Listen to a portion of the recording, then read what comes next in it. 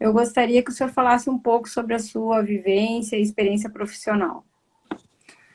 Acho que agora foi. Ah, Tá me ouvindo? conseguimos. O... Finalmente. Na verdade, eu sou infectologista e, dentro da especialidade da infectologia tem uma coisa muito interessante, que os agentes infecciosos, eles habitam o planeta junto com todos os outros animais, né? Os animais e os vegetais, dessa biosfera. E o interessante é que toda alteração nossa, quer seja alteração social, cultural, econômica, política, ou mesmo no meio ambiente, acaba interferindo nesses agentes infecciosos. Muitos que atingem o homem de uma maneira direta, ou se não via vetor, principalmente os mosquitos. E eu me interessei muito pela história dessas epidemias, história dessas pandemias, porque é uma alteração muito dinâmica, não é uma alteração estática. Então, o que foi uma epidemia no passado acaba sumindo, mas ela pode voltar no futuro, e assim por diante. Então, eu acabei me interessando sobre esse assunto e acabei pesquisando. Foi daí que começou a aparecer, que foi daí que começaram a aparecer os livros sobre o meio ambiente, sobre a história das epidemias e assim por diante. E se a gente for ver de uma maneira bem fria, sempre por trás de qualquer epidemia, e mesmo das doenças infecciosas, sempre tem a mão do homem por trás. O homem cria as condições ideais para a disseminação das doenças infecciosas. Então é uma história contínua, né? Não é uma história do passado só. Segmentada. Certo. Exatamente. Então, por exemplo, se você quiser ter o exemplo atual, na hora que a gente invade um ambiente selvagem, na hora que a gente adentra as matas, na hora que a gente encontra animais novos, ou mesmo traz esses animais para a nossa proximidade, a gente pode encontrar vírus novos que a gente não conhece, e esses vírus podem sofrer mutação. De repente, eles mutantes dos morcegos, eles atingem algum outro animal intermediário e, por sua vez, atingem a humanidade. É um exemplo típico do que já aconteceu no passado, que é o que a gente está vendo na atualidade. O senhor cursou mestrado aonde, professor? Na Universidade Federal de São Paulo. E lá o senhor já pesquisou a respeito desse tema? Sim, na verdade, a ideia principal era fazer um curso para os alunos.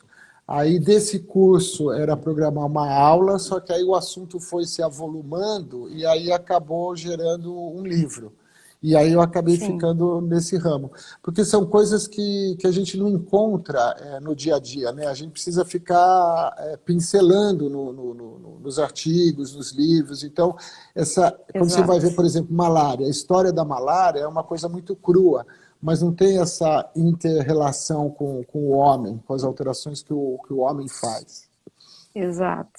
No seu livro sobre meio ambiente e epidemias, da coleção Senac, né, achei muito interessante, tem uma afirmação logo no início que diz ali, né, que nós, seres humanos, somos reféns da natureza. Né? Essa é uma ideia muito interessante que dá justamente a noção de contextualização de uma só saúde, que é um conceito que agora a OMS está difundindo e adotando, né? Ou seja, as nossas relações com a fauna, com a flora, enfim, com os ecossistemas em geral, são determinantes de toda essa questão sanitária. Né? O senhor teria alguns exemplos para ratificar essa afirmativa? Um dos exemplos recentes é o exemplo da febre amarela, né? Então, a febre amarela, na década de 90, a febre amarela ela ficava estática na Amazônia Legal. Então, as pessoas que tinham que tomar vacina para a febre amarela, basicamente, eram as pessoas que iam viajar para a Amazônia Legal, fazer algum turismo, fazer algum comércio. Isso na década de 90, que também era igual à década de 80, que era igual à década de 70, que foi quando a gente acabou eliminando a febre amarela das cidades. Aí, por incrível que pareça, da década de 90 para cá, o vírus da febre amarela ele acabou não só saindo na Amazônia Legal, como ele chegou no litoral. Ele chegou no litoral sul da Bahia, no litoral do Rio de Janeiro. Imagina se a gente pensava em ter febre amarela em Santa Catarina, Paraná e Rio Grande do Sul. Era uma coisa impensável ele chegar até lá. E aí o que a gente acredita hoje em dia é que esse desmatamento que teve para as plantações de soja, o desmatamento para a nossa pecuária, tudo isso fez com que os primatas que adoecem pela febre amarela, eles acabassem emigrando daquela região e indo buscar outros habitats. Então é nítido eles descendo pelas matas ciliares dos rios e levando com isso o vírus para outras regiões. Então, é uma doença que no começo do século XX, em 1902, a gente descobriu que tinha que acabar com Aedes aegypti das cidades e a gente conseguiu eliminar a febre amarela das cidades. Aí parece que a gente ganha a guerra, mas de repente vem todas as alterações econômicas e políticas com a exportação de carne, a exportação de soja, aumento do desmatamento e de repente a gente se surpreende que os macacos trazem a febre amarela de novo para as proximidades de regiões que não tinham mais. A febre amarela agora é um dos exemplos clássicos, né, dessa alteração. Exato. E nesse seu livro também o senhor tem um capítulo que discorre a respeito das questões da poluição dos mares, né? De que maneira também esse descuidado, né, esse lançamento de toda sorte de dejetos, de lixo, de contaminantes tóxicos nos nossos mares podem também refletir na saúde humana e na saúde animal? Isso foi uma coisa que a gente descobriu na cólera. Então, a gente sabe que o berço da cólera é aquela região próxima da Índia, né? A Índia, lá em Bangladesh. E a cólera nunca tinha chegado na Europa porque a gente não tinha embarcação a vapor. Então, a embarcação era a vela.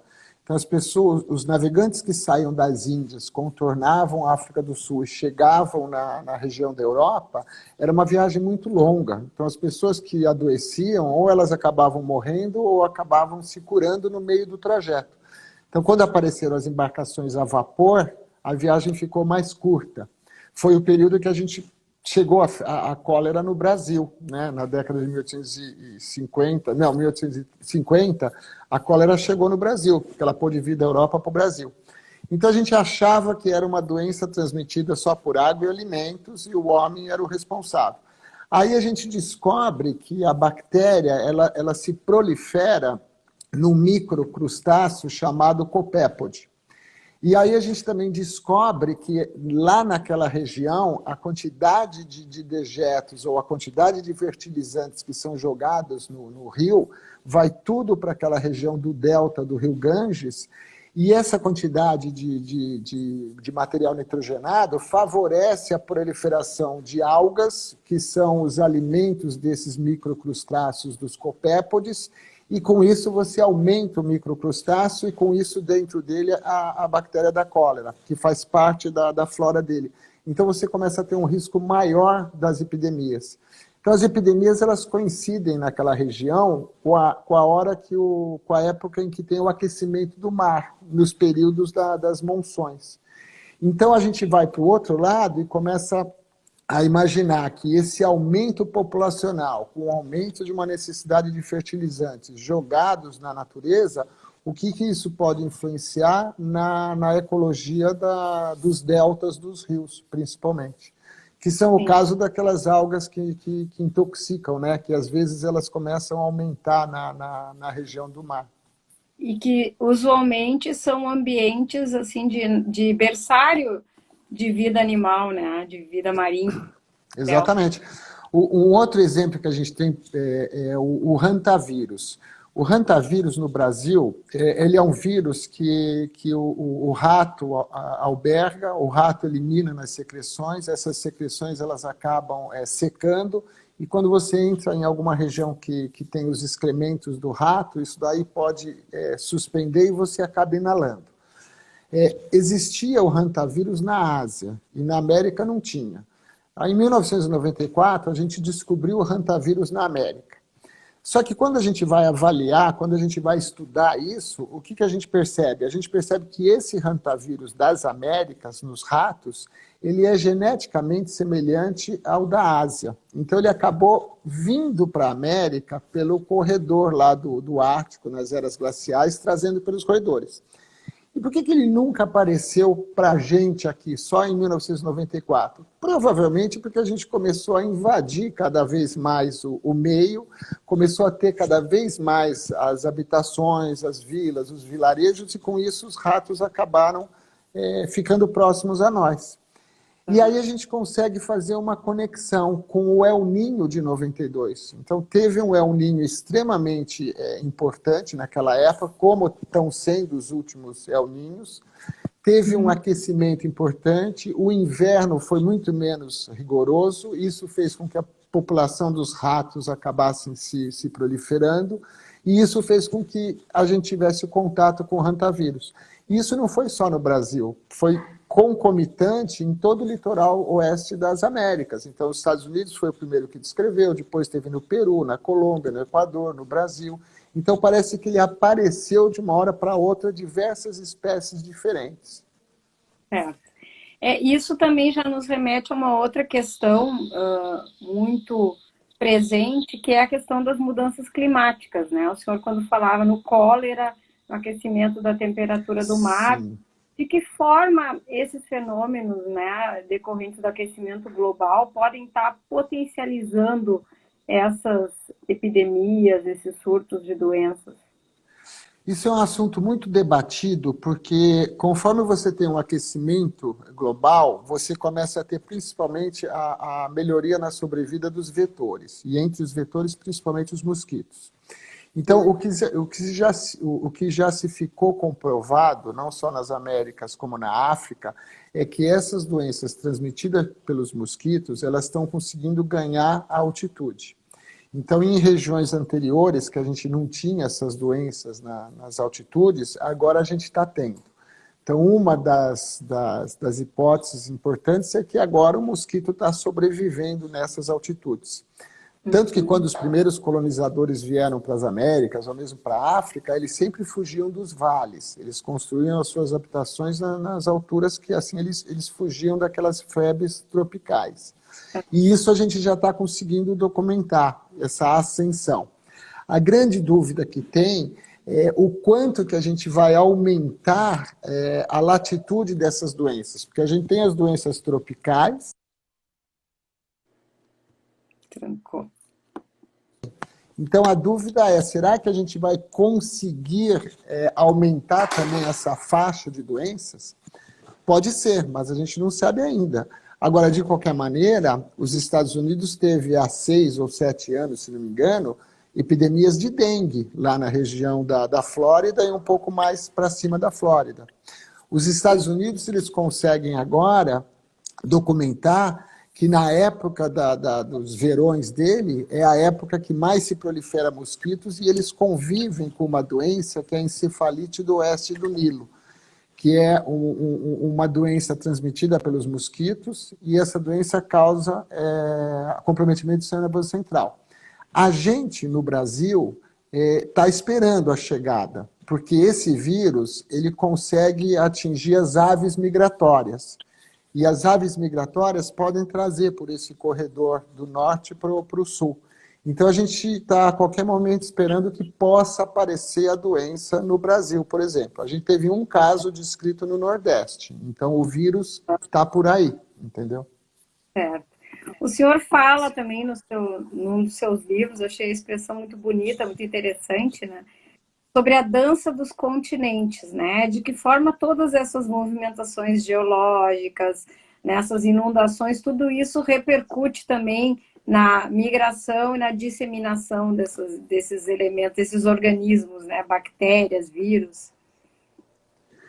Isso daí o assunto do livro da história da humanidade contada pelos vírus, porque a gente consegue hoje em dia comparar o material genético dos agentes infecciosos, que é isso que vocês estão vendo agora, né? O pessoal falando que o vírus, o coronavírus nosso da Covid-19, ele é geneticamente semelhante ao da Alemanha, ao da Espanha, assim por diante, e ele vai migrando.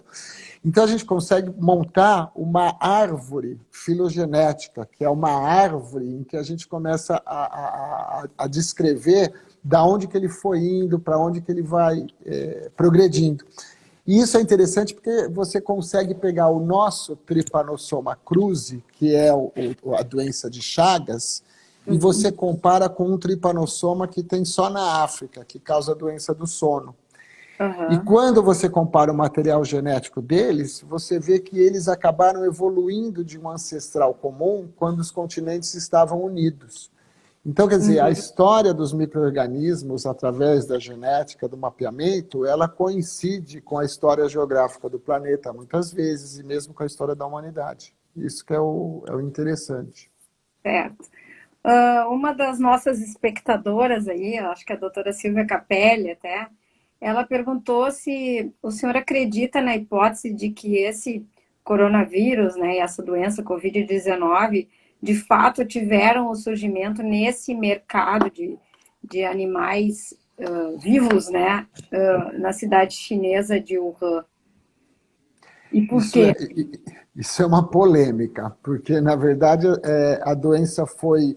Em primeiro lugar, em 2003, a gente teve o aparecimento da SARS, que foi uma doença que também veio dos morcegos. Ela atingiu o civeta, que era um gato selvagem, e que a gente não tinha que entrar lá e incomodar esse gato selvagem, que era um gato com comportamento isolado, né? Ele não era um bando. Aí a gente acabava entrando para caçar esse gato para a culinária, você aglomerava esses gatos nas jaulas, então, quer dizer, você transformava um animal isolado numa comunidade de animal, e isso fez com que o vírus transmitissem de animal para animal. E foi assim que começou no interior de Guangdong a aparecer o vírus que atingiu o homem, primeiro nos cozinheiros. Naquela época, existe até um livro, que é a Síndrome da China, que mostra que realmente o governo omitiu a epidemia.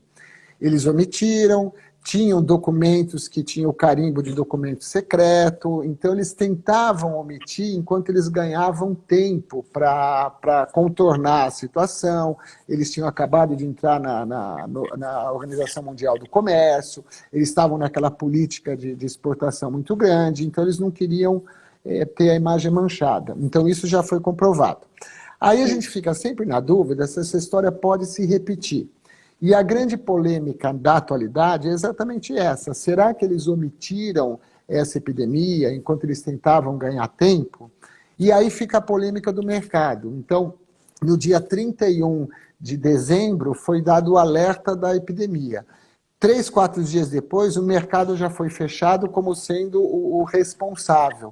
Então a gente nunca sabe realmente como que foi isso, se realmente teve essa velocidade tão grande de você detectar uma epidemia que já estava desde o começo de novembro ganhando importância. Então é uma polêmica grande, a gente está com as mãos atadas no que eles relatam. Então eles relatam que foi o mercado, eles relatam que fizeram uma pesquisa no ambiente do mercado. Agora, grosso modo, aquele mercado tem uma imensidão de animais vendidos. Tem uma quantidade enorme de animais que vem de todas as áreas florestais de lá. Eu não lembro agora de cabeça, mas eu fiz uma revisãozinha. Então, quer dizer, tem uma chance de ter vindo de lá? Tem uma chance grande de ter vindo de lá. Mas é tudo uma incógnita. Eles construíram um hospital de 1.000 leitos e a gente não entendia muito bem o porquê. Poxa, hoje a gente entende o porquê que tinha um hospital de 1.000 leitos. Então, quer dizer, não custava nada ter alertado o mundo que tinham várias internações, que precisavam de respiradores e assim por diante. Da mesma maneira que no Brasil, por exemplo, a gente está com 90.000 mortes. Então é difícil a China ter tido 80.000 casos de Covid, um país com mais de 1 bilhão de habitantes. Então deve ter uma subnotificação. É verdade. O senhor já deve ter ouvido falar de uma concepção quase que filosófica, né? Que a gente vive a época do antropoceno. que seria uma época geológica, né, posterior ao Holoceno, em que as profundas alterações na crosta terrestre vêm sendo promovidas por um agente especial, que é o ser humano. Tá? De que maneira o senhor acha que nós, né, agentes geológicos assim, tão impactantes, e diria eu até um pouco arrogantes, nos julgamos assim tão superiores, né, à natureza, sendo que dela dependemos, né? Eu tenho uma colega que usa uma expressão muito bonita, que ela diz que o meio ambiente é a nossa pele. Ele é muito mais do que tudo aquilo que nos envolve, ele é a nossa pele. Nós temos relações muito dependentes, né, com esse meio ambiente.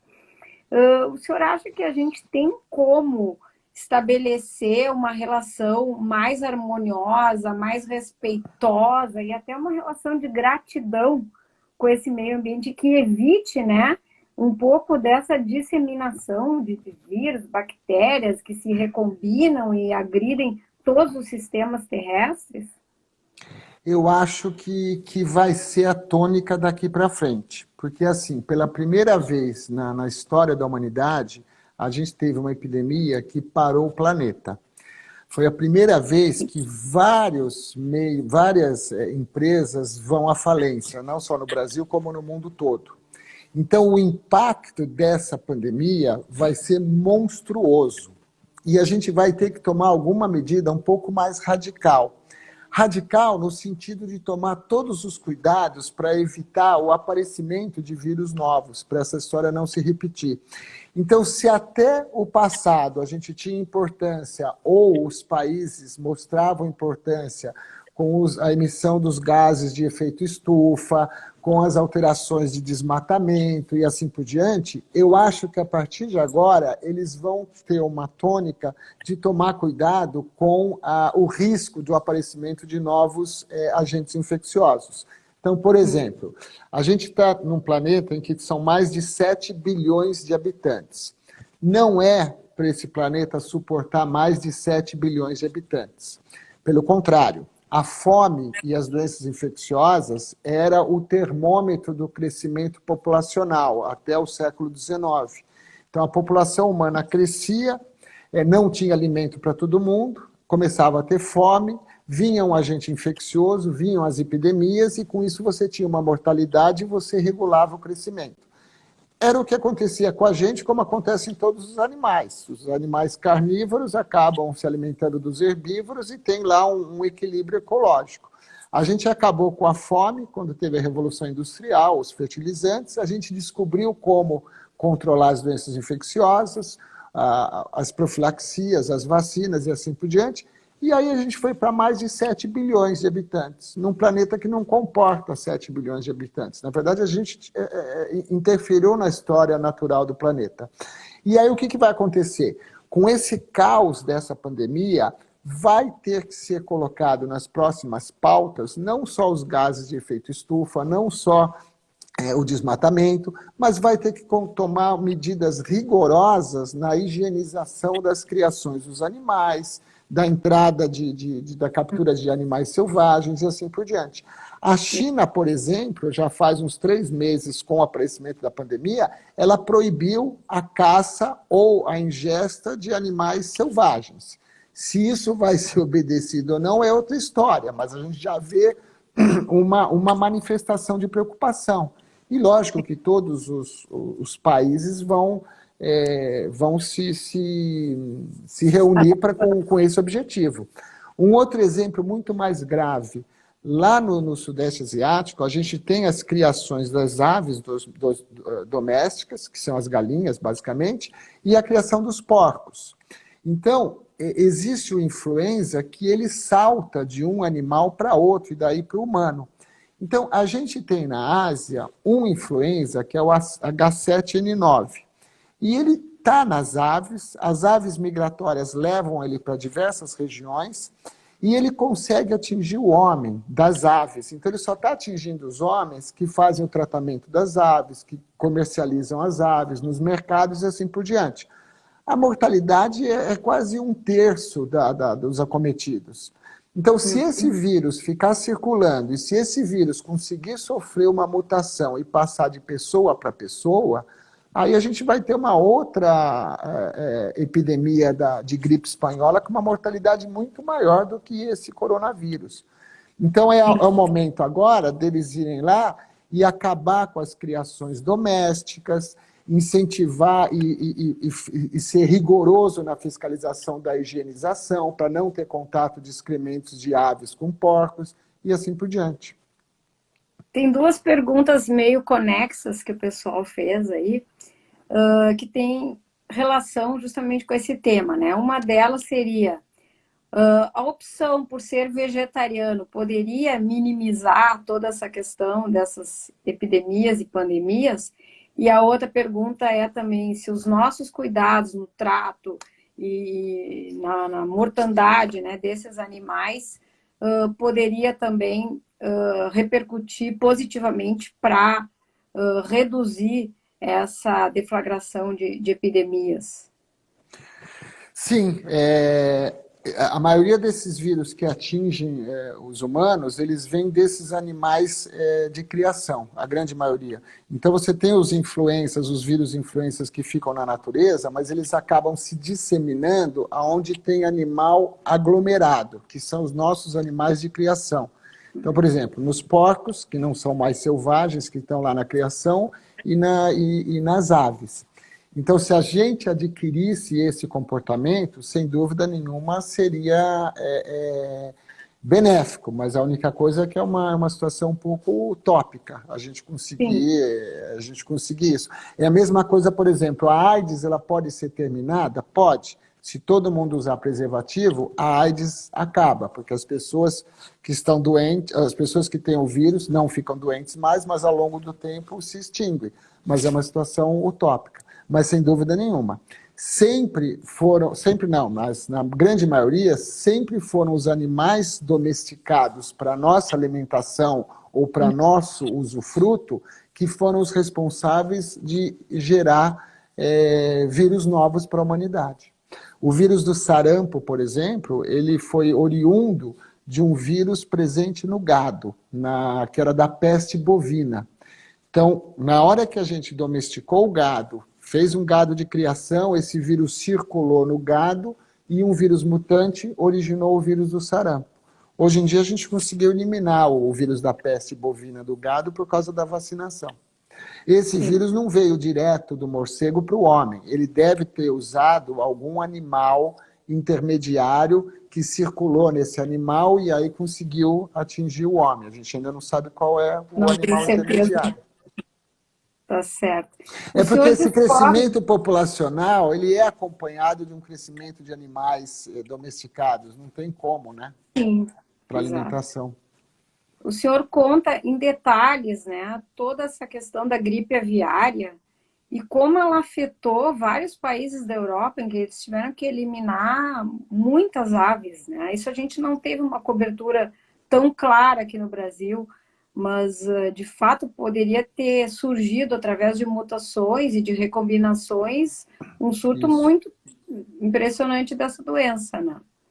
E eu gostaria que o senhor falasse um pouquinho mais sobre a história do vírus da AIDS, que o senhor fala no seu livro longamente, como que se deu através de desmatamento, até mesmo as vacinações, às vezes, com a utilização de seringas não descartáveis, pode ter contribuído, né, para a disseminação desse vírus. Fala um pouquinho mais disso. A gente tem algumas doenças, elas são recheadas de todos esses exemplos que a gente falou. Então, por exemplo, um deles é o vírus da AIDS. Hoje em dia, a gente sabe que ele veio do chimpanzé, é um vírus mutante do chimpanzé, e hoje em dia a gente encontra nos chimpanzés da África a localização provável, que é aquela localização ali no noroeste do Congo, divisa com Camarões. Então, lá seria a origem da AIDS, onde tem o chimpanzé com o vírus mais semelhante à AIDS geneticamente. Então, provavelmente, as pessoas dos vilarejos, elas entravam nas matas, caçavam o chimpanzé para alimentação, eram mordidas, eram arranhadas, destrinchavam o chimpanzé, entravam em contato com o sangue dos animais, mas poderia ter ficado lá, isolado. De repente, pode até ter aparecido alguns outros vírus e ficaram isolados.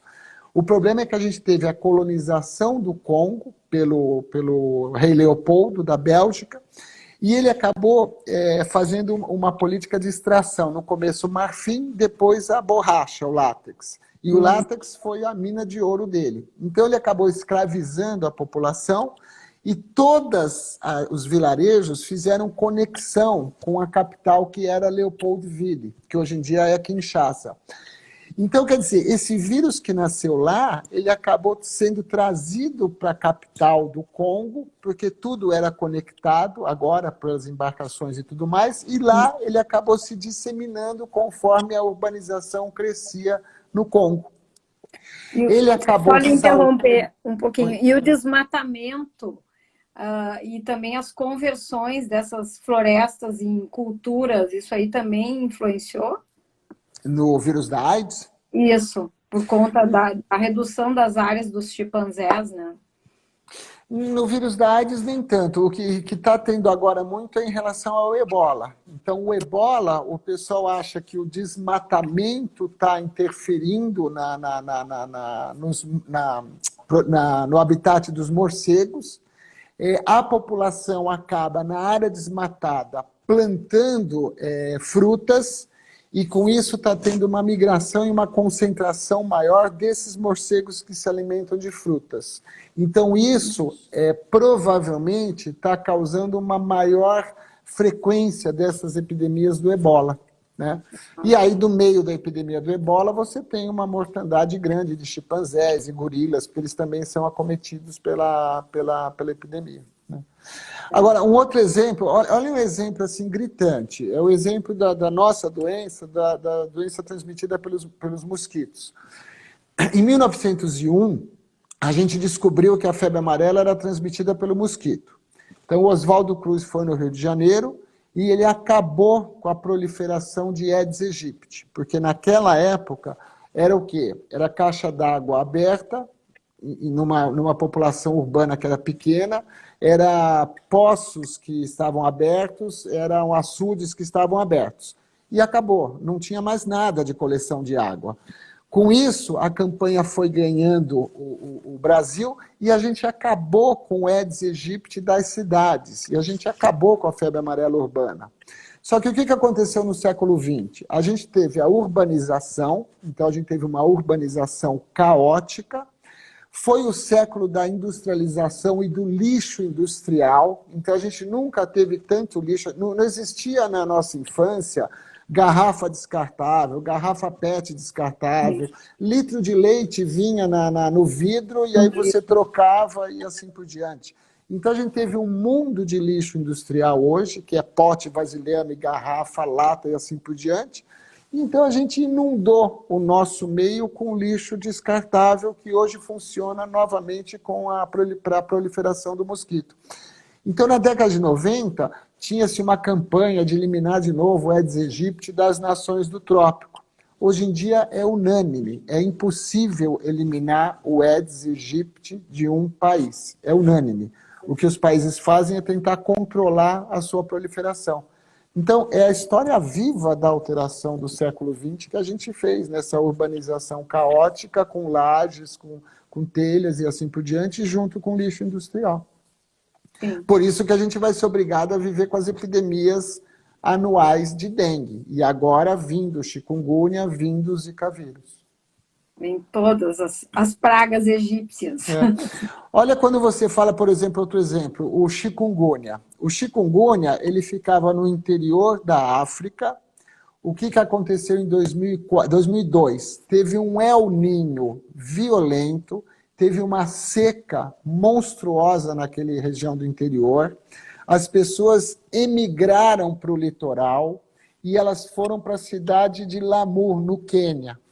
Lá eles levaram o vírus, só que a cidade de Lamu do Quênia, na época da seca, pelo El Niño, eles estavam coletando água, eles estavam armazenando água com proliferação do Aedes aegypti.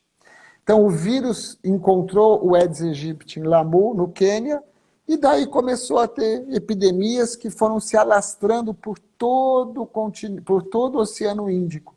Elas desceram para a Ilha de Reunião, para a Ilha de Maurício, chegaram nas Seychelles, chegaram na costa da Índia, chegaram na Indonésia. Então, você chega e fala, poxa, uma epidemia de chikungunya. Se você for ver lá atrás, tem uma origem, uma explicação, uma disseminação e assim por diante. Sim. E também aí a gente já entra num outro tema que é muito caro para a nossa associação, que a gente tem trabalhado bastante, que é a questão do saneamento básico, né? Que atinge tanto essa questão dos resíduos sólidos, que o senhor já abordou, como também a questão do tratamento da água, do esgoto, né? E essas populações mais vulneráveis, né, que já residem em locais com uma infraestrutura bastante deficitária, né, com cuidados de higiene pessoal complexos, que às vezes não tem nem como fazê-lo. De que Aham. maneira essas pessoas estariam também mais sujeitas a todas essas doenças que dia a dia vêm sendo criadas pela humanidade? Elas são alvo dessas doenças antigas, que eram doenças antigas, que elas ainda estão na atualidade, tendo as suas epidemias, epidemia não, mas tendo os seus casos de diarreia infantil, por água e alimento contaminado, tendo os seus Uhum. casos de hepatite A, pela ingesta de água e alimento contaminado, tendo os quadros de intoxicação alimentar e assim por diante. Por incrível que pareça, a gente vê são descritos de vez em quando casos de raiva por causa das pessoas que moram e morcegos invadem a casa, o domicílio dessas pessoas e agridem as crianças, principalmente, e acaba transmitindo a raiva e assim por diante. Então, elas são alvos dessas doenças, né? Doenças antigas. Se você for ver, hepatite A, por exemplo, que é transmitida por água e alimento contaminado, nessas grandes cidades você não encontra tanto, porque são cidades que têm um saneamento básico, enquanto que você encontra mais naquelas regiões que não têm saneamento básico, com maior contaminação de água e alimento contaminado. E a preocupação maior da Covid-19, dessas doenças novas, é exatamente, ela pode se alastrar como um rastilho de pólvora nessas comunidades em que as pessoas estão absolutamente aglomeradas, entendeu? Então era o medo que a gente tinha. Por incrível que pareça, essas comunidades, elas relembram as cidades industriais do século XIX. No século XIX, os operários eles moravam em cômodos, onde eles dividiam cômodos com outras famílias, porque o aluguel era caro, eles ganhavam muito pouco nas cidades industriais da Europa e do hemisfério norte, e naquele aglomerado disseminavam as epidemias de difteria, de coqueluche, de escarlatina, de tuberculose, de sarampo, varíola. Então a mortalidade infantil era gigantesca. Em diversas cidades da Europa, metade das crianças não chegavam a 5 anos de idade. Aí você pega aquela época e traz para a atualidade, o que você está encontrando? Você não vê uma mortalidade infantil, porque hoje em dia a gente tem um serviço muito bom do SUS de vacinação e tudo mais, mas é o mesmo aglomerado. Então, se chega uma epidemia dessa da Covid no meio de uma região dessa, se alastra com muita facilidade.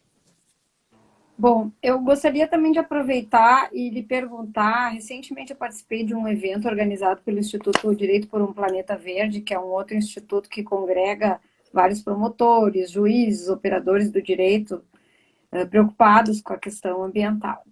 E um colega, o Biratã Caseta, que atua no Amazonas, ele trouxe dados estarrecedores a respeito do desmatamento, né? Inclusive em unidades de conservação, que são aquelas áreas protegidas, que existe uma diretriz política de que aquelas áreas devem ser objeto de preservação e conservação. Só para o senhor ter uma ideia, em unidades de conservação, ele aponta, dentro das unidades, né, 42 mil hectares de desmatamento, agora entre agosto de 2019 e abril de 2020. Agora, Eu lhe perguntaria, do ponto de vista sanitário, né, que repercussões isso pode ter? Porque muitas dessas unidades de conservação, elas têm populações tradicionais, né? Nós temos os índios que lá habitam e na Amazônia Profunda muitas vezes populações que nunca tiveram contato com esse tipo de doença. Com o desmatamento, elas têm o chamado efeito de borda, né, que atinge essas matas, elas ficam mais perto das bordas, mais sujeitas a contato com a civilização, né? O que isso aí pode gerar, não só para o Brasil, como para o mundo, em termos sanitários? A população indígena sempre foi uma população muito vulnerável às doenças do homem, né? Então, o que a gente acredita é que toda a população indígena da América, 80% de toda a América morreu por uma tríade, que foi o sarampo, a varíola e a gripe, que foram essas doenças que trazidas na descoberta das Américas. E a gente teve vários casos, as doenças foram sendo invadidas e assim por diante. A última epidemia foi nos Yanomamis, em 1960, que foi quando chegou o sarampo lá e teve uma mortalidade importante. Então, a população indígena é uma população mais vulnerável. O que se acredita é que eles não tiveram tanto cruzamento quanto nós, descendentes do velho continente, tivemos. Então, a gente tinha a Europa, a África e a Ásia interconectada. Então, a gente tem vários cruzamentos que puderam diversificar o sistema imunológico. Então, isso é uma teoria de por que os indígenas são mais vulneráveis a algumas doenças. Então, isso pode levar doenças novas para os indígenas, mas não são doenças extremamente novas, são doenças que a gente tem medidas profiláticas, como as vacinas e assim por diante, então depende da gente se preocupar de dar um sistema de saúde adequado para eles. E a outra possibilidade é sempre a gente entrar com algum vírus, em contato com algum vírus desconhecido, né? Que, logicamente, conforme passa o tempo e não aparece, é difícil ter algum vírus muito importante. Mas a gente tem alguns vírus importantes. A gente teve um arenavírus, que era o vírus sabiá, que ele veio do roedor. E a gente ficou sem saber onde ele estava esse tempo todo, desde a década de 90. E agora, no começo desse ano, teve uma pessoa do interior que teve um quadro devastador, um quadro de febre hemorrágica, e novamente estava lá a presença desse arenavírus. Então, a gente tem vírus escondidos pela nação, e quanto mais a gente dá sopa para encontrar esses vírus, maior a chance deles. O hantavírus foi um exemplo, a gente só descobriu em 1994, entendeu? Sim. Existe uma doença que o senhor também fala nesse livro sobre meio ambiente e epidemias, que é a Lyme disease, né? A doença de Lyme. E ela é muito forte numa região lá de Connecticut, nos Estados Unidos, e tem uma ligação direta com a fragmentação dos ambientes florestais. Fala um pouquinho mais sobre essa doença, se nós temos já casos de doença de Lyme aqui no Brasil? Essa doença foi descoberta porque na cidade de Lyme começaram a ter muitas crianças com uma artrite reumatoide juvenil. Então, é uma doença que acomete a criança e que ataca as articulações. Só que aí os médicos começaram a achar estranho, porque sempre você teve uma quantidade certa de diagnósticos de crianças e, de repente, você teve uma epidemia de artrite reumatoide juvenil. Então, eles viram que alguma coisa estava errada. Quando eles foram atrás, eles descobriram que não, que era uma bactéria que você adquiria do carrapato. Você era picado pelo carrapato. E, na verdade, o que aconteceu foi isso. Você teve um desmatamento, criação de animais, com isso uma proliferação maior dos carrapatos, porque agora você tinha todos os animais ali ofertando como alimento para eles, e aí a doença apareceu naquela região. No Brasil, até hoje, a gente busca um agente da nossa doença de Lyme e a gente não encontra. Só que a gente tem casos em que a clínica sugere muito a doença de Lyme pela bactéria. Quando a gente faz a sorologia, ela vem positiva, mas ela não vem tão positiva quanto a doença de Lyme dos Estados Unidos. Então, a gente chama aqui de uma doença de Lyme simile. É uma doença parecida com a doença de Lyme, por algum agente que a gente ainda não conseguiu identificar a causa desse agente, mas a gente tem. infelizmente, como a gente perdeu um pouquinho de tempo, né, tentando iniciar a live, a gente já está se encaminhando para o final, né? Eu queria lhe agradecer, assim, de todo o coração a sua disponibilidade. Foi muito proveitoso e eu recomendo, vou fazer aqui a merchandising, os livros do professor Stefan Ujvari são sensacionais, né? E para nós que trabalhamos na área ambiental, esse sobre meio ambiente e epidemias é sob medida, mas também como cultura geral, o outro livro, né, que é a história da humanidade contada através dos vírus, é muito interessante. Ele escreve de uma maneira agradável, assim como ele fala. Obrigado, obrigado. E antes de encerrar, eu queria, assim, na sua visão, né, quais são as perspectivas da humanidade? Porque se algo de bom a gente pode tirar desse terrível momento, né, de pandemia, na minha percepção, é justamente essa ideia de unidade, né, que nós estamos todos nesse mesmo barco, né, dependentes uns dos outros e de todas as espécies e da fauna, da flora, das relações entre elas e com o ser humano, né, esse agente do antropoceno.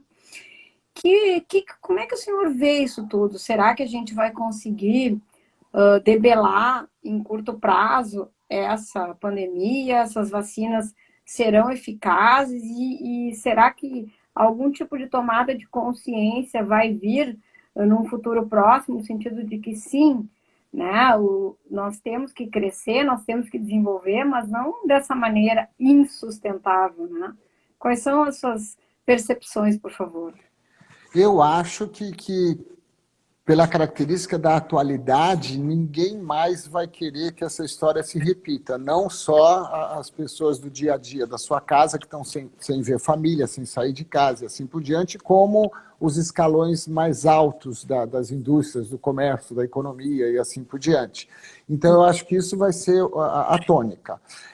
Vai ser uma luta árdua e contínua, porque a população do planeta vai crescer mais, vai ter que domesticar animais, vai ter que aglomerar animais, vai ser inevitável entrar nas matas virgens com o crescimento urbano.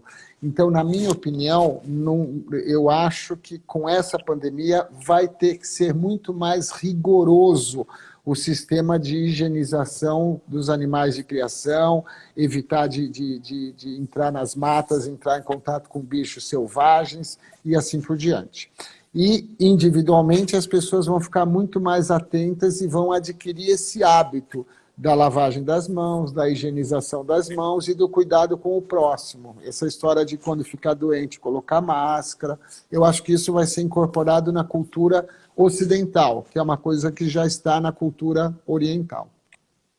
Então tá, professor. Eu queria mais uma vez então reforçar o agradecimento, mandar um abraço para todo o pessoal aí que prestigiou na nossa live, Eu que um agradeço. carinho especial aí para Cristina Graça, que é presidente da nossa associação, que eu vi que ela participou também, o Alan, que nos ajudou na parte técnica, né? Eu quero pedir desculpa pela minha estreia aí, porque eu já participei como entrevistada. É a primeira vez que eu sou a facilitadora, que virou um pouco complicadora nessa live, mas ok. Mas, enfim, somando e dividindo deu tudo certo, tá? Tá Fiquem certo. todos bem. Muito obrigada. Obrigado a você.